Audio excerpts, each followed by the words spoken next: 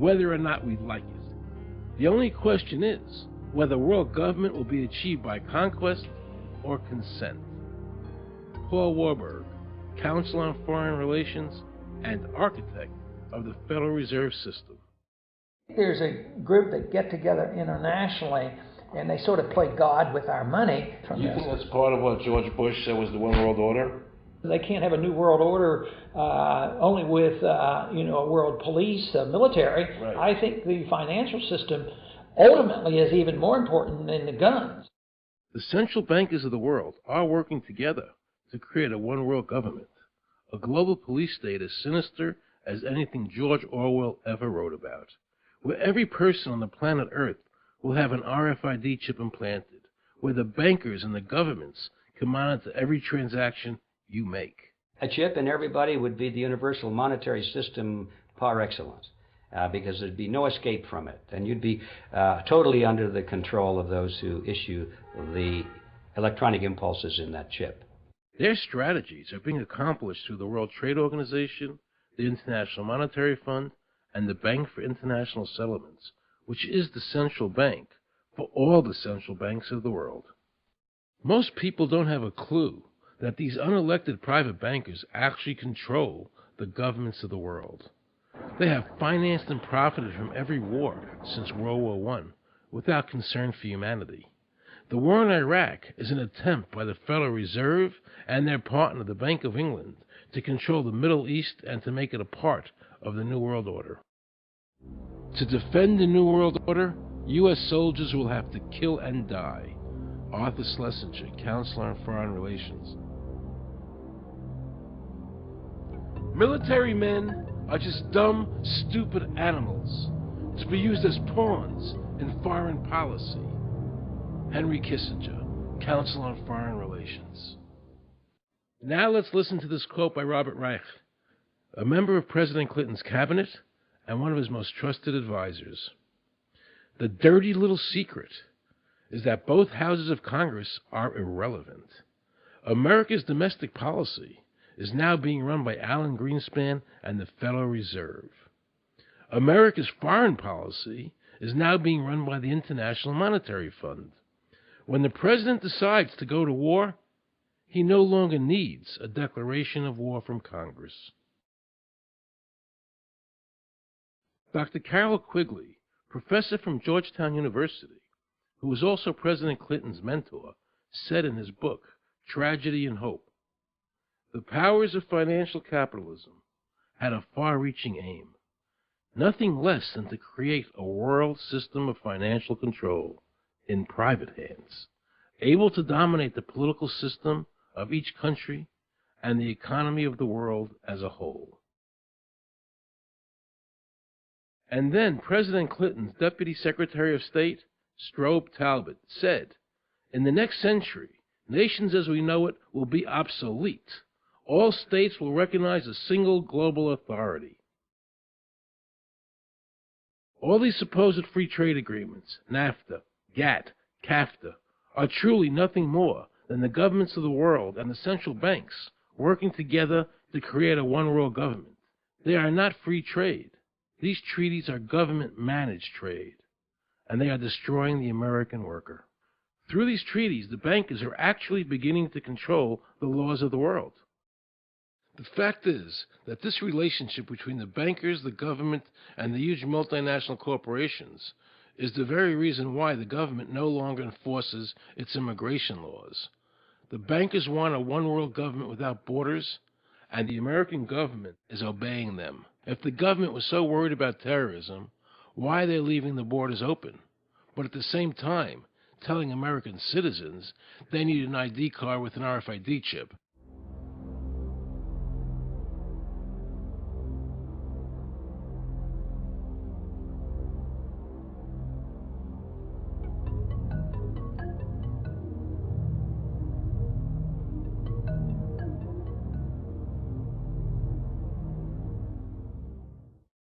The Bush administration's open borders policy and its decision to ignore the enforcement of this country's immigration laws is part of a broader agenda. President Bush signed a formal agreement that will end the United States as we know it and he took the step without approval from either the U.S. Congress or the people of the United States. Bill Tucker reports. The Security and Prosperity Partnership of North America sounds benign, hardly like a policy that critics call NAFTA on steroids. It's a deal that few have even heard of. It's being done again by very few people at the very top on behalf of the investment class, but the working class of people, political officials across our country from communities, from cities and so forth, they don't know anything about this. Yet it was agreed to by Mexico's President Fox, Canada's Prime Minister Martin, and President Bush in 2005. Administration officials counter their critics by saying everything about SPP is on the White House website. And they say the partnership is not a treaty, but more of an outline of priorities between the United States, Mexico, and Canada. Still, some wonder why there haven't been public discussions about the goals being pursued. You know, I was asked the other day about whether or not I really thought the American people had the stomach to stand up and stop this nonsense, this direction from a group of elites in absolute contravention of our law, of our Constitution, every national value. And I hope, I pray that I'm right when I said yes. But this is beyond belief. Look what happened in Europe. The people there voted down the European Constitution, wanting each country to stay sovereign. Yet the private central bankers are pushing the governments forward to make this Constitution happen, even though the people voted against it, and clearly do not want a world government nor one European government.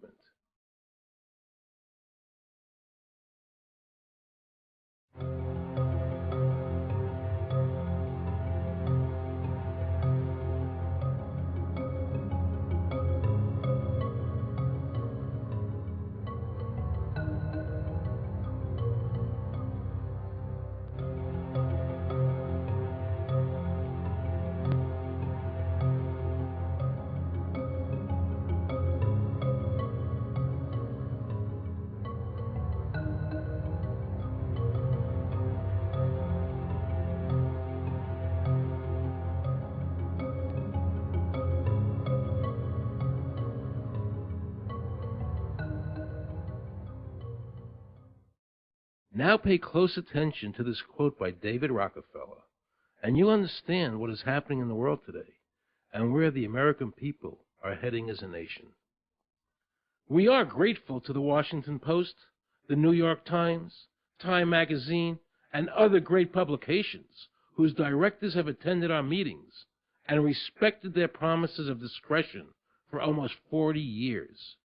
It would have been impossible for us to develop our plan for the world if we had been subjected to the lights of publicity during those years. But now, the world is more sophisticated and prepared to march towards a world government.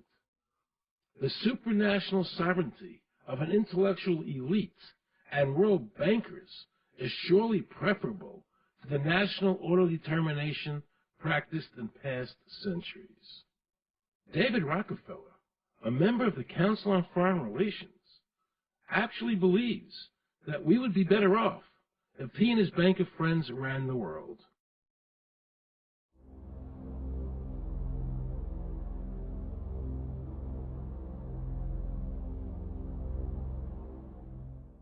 Benito Mussolini had a great quote about fascism. He said that fascism should be called corporatism more properly because it's the perfect merger of power between the corporation and the state. That's how we define fascism. And that's what we're seeing here. The media controls the information that a person gets. In various ways, they can make sure that the average American watching the tube or reading the newspaper is going to come out with a certain mindset. He's going to say, this is good, that's bad, and that's all they have to do. You look at the ownership of corporate media in this country. Who owns CBS? Viacom? Who owns NBC? GE? Who owns ABC? Disney? Americans have been taught to expect their salvation from government instead of recognizing government as the most dangerous threat they'll face in their lives. And the United States putting together a constitution now for Iraq. You know, why don't we just give them ours? I mean, think about it. It served us well for over 200 years, and we don't appear to be using it anymore, so what the hell?